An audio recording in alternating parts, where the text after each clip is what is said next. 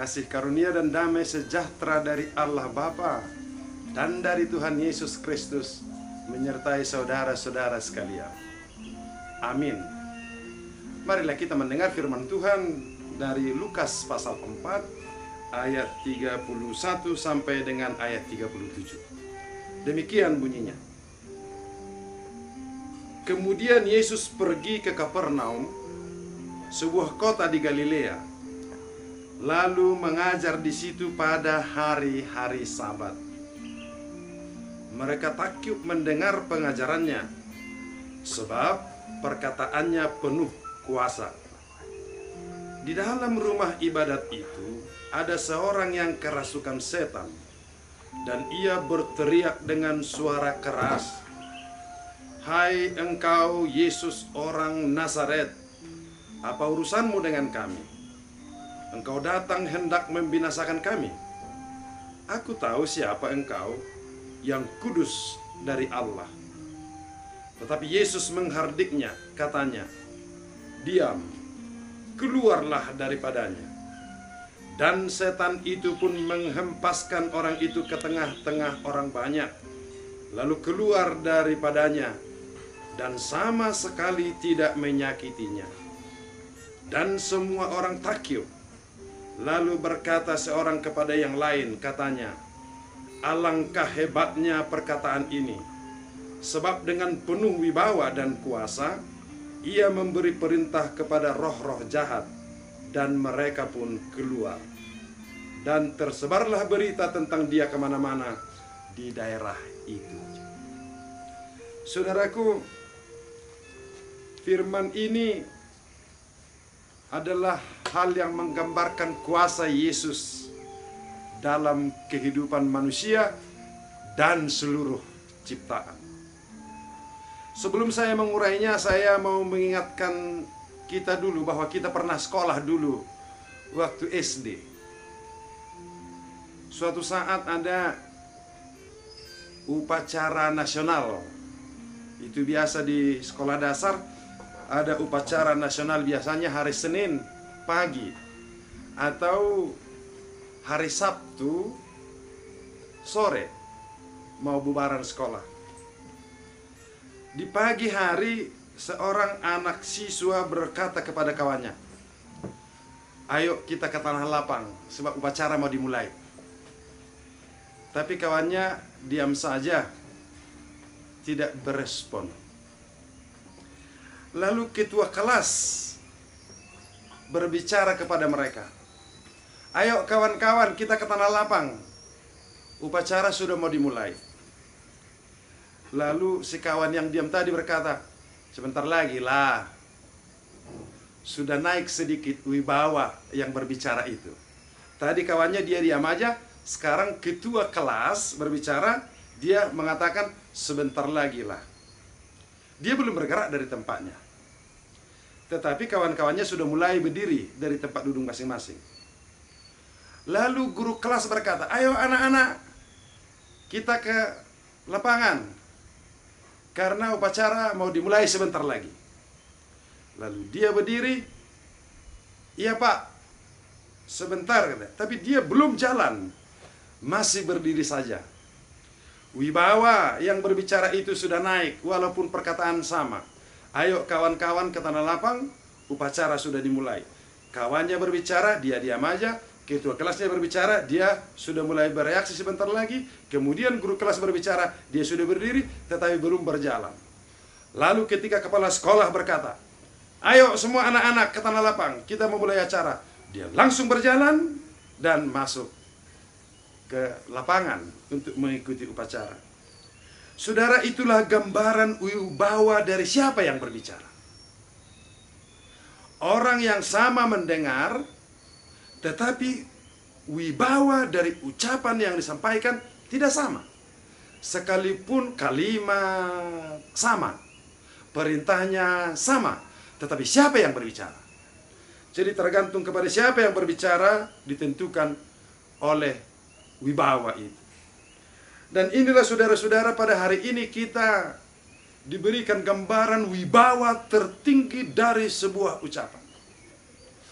Ketika para ahli-ahli berbicara di bait Allah, berbicara tentang Allah, berbicara tentang surga, berbicara tentang kehidupan, orang masih menganalisa, berpikir, memastikan kebenarannya. Tetapi di sini ketika Yesus berbicara di sinagoge atau di bait Allah, dia mengajar, orang banyak melihat bahwa dia berbicara dengan penuh wibawa. Setiap ucapannya memberikan pengaruh yang besar kepada pendengarnya, hingga orang banyak takjub, saudara-saudara. Dan memang saudaraku, ketika kita membaca Alkitab, wibawanya tergantung di situ, saudara-saudara. Ketika saudara melihat dan membaca Alkitab hanya sebagai kata-kata biasa saja, tentu wibawa dari firman itu bagi saudara-saudara hanya biasa-biasa saja. Dan ketika Alkitab itu kita baca hanya sebagai wibawa manusia saja, ya wibawanya pun pada kita hanya wibawa manusia saja. Tetapi ketika saudara mendengar Tuhan Yesus berbicara lewat pembacaan Alkitab, maka wibawa dari firman yang Anda dengar itu adalah wibawa ilahi, wibawa Yesus Kristus. Saudaraku, di bait Allah itu ada seorang yang kerasukan setan. Biasanya orang yang kerasukan setan, dia berbicara tetapi bukan lagi dia yang berbicara, tapi setannya yang berbicara. Sekali lagi saudara-saudara, orang yang kerasukan setan itu, kalau dia berbicara, bukan dianya lagi yang berbicara, tetapi setannya yang berbicara melalui dia. Jadi ciri-cirinya di situ. Ciri-cirinya di situ.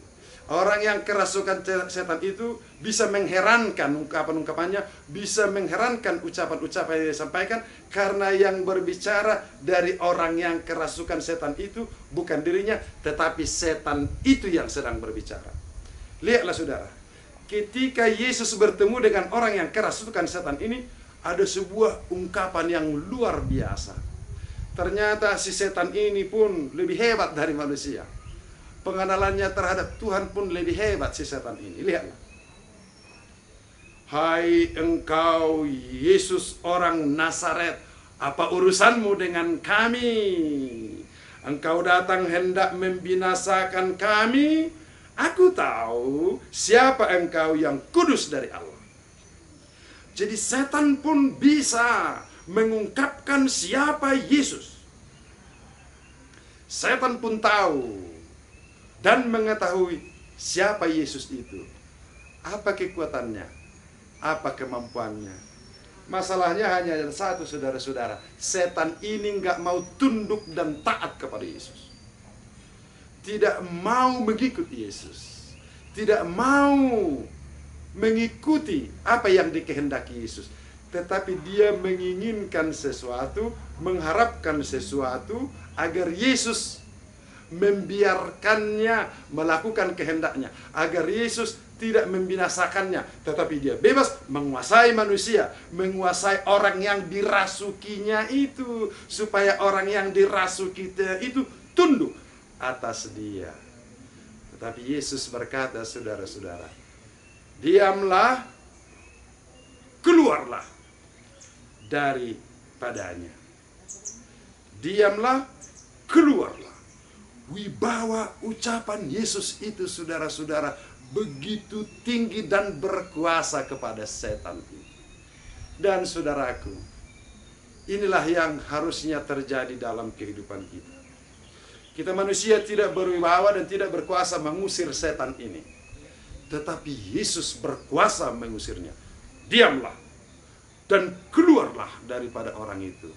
Kemudian setan itu menghempaskan orang yang dirasukinya, menghancurkan orang yang dirasukinya, lalu setan itu keluar. Tetapi untungnya saudara-saudara, karena Yesus di situ, orang itu tidak tersakiti. Saudaraku, wibawa Yesus itu, wibawa firman-Nya, wibawa perkataannya hendaknya terjadi atas kita, saudara-saudara. Firman Tuhan itu dapat mengubah kehidupan kita. ke arah yang lebih benar menuju kehendaknya. Firman Tuhan itu berwibawa, mengubah segala tekanan dalam kehidupan kita masuk ke dalam kemerdekaan dan kebebasan di dalam dirinya. Oleh karena itu saya mengajak saudara-saudara memulai kehidupan yang baru dalam bergaul dengan firman Tuhan. Firman Tuhan telah tertuang dalam Alkitab, saudara-saudara. Oleh karena itu saya mengajak saudara-saudara menemukan Tuhan berfirman berdasarkan Alkitab ini. Kita membacanya, jangan kita membaca pikiran-pikiran kita. Jangan membaca keinginan-keinginan kita. Jangan membaca pikiran-pikiran orang lain. Jangan membaca keinginan-keinginan manusiawi. Tetapi ketika kita membacanya dan mendengarnya, terimalah Tuhan Yesus berbicara kepadamu. Terimalah Tuhan Yesus menyampaikan sesuatu pesan yang indah untukmu. Sebab itulah yang berkuasa. Firman-Nya yang akan bekerja melakukan keselamatan dari diri kita, membuat kita ke jalan yang benar, ke jalan yang dikehendakinya. Sebab kehadiran Tuhan, saudara-saudara, bukan dalam rangka mewujudkan kehendak dan keinginan kita. Sebab itu sangat rendah.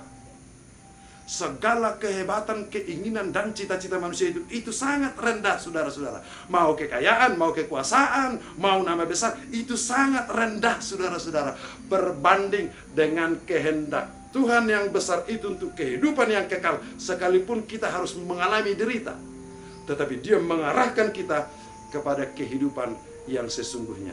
Dengarlah firman Tuhan setiap hari, dan sungguh-sungguh Tuhan yang berfirman, sehingga wibawa firman-Nya itu masuk ke dalam dirimu.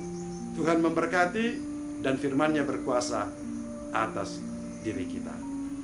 Amin.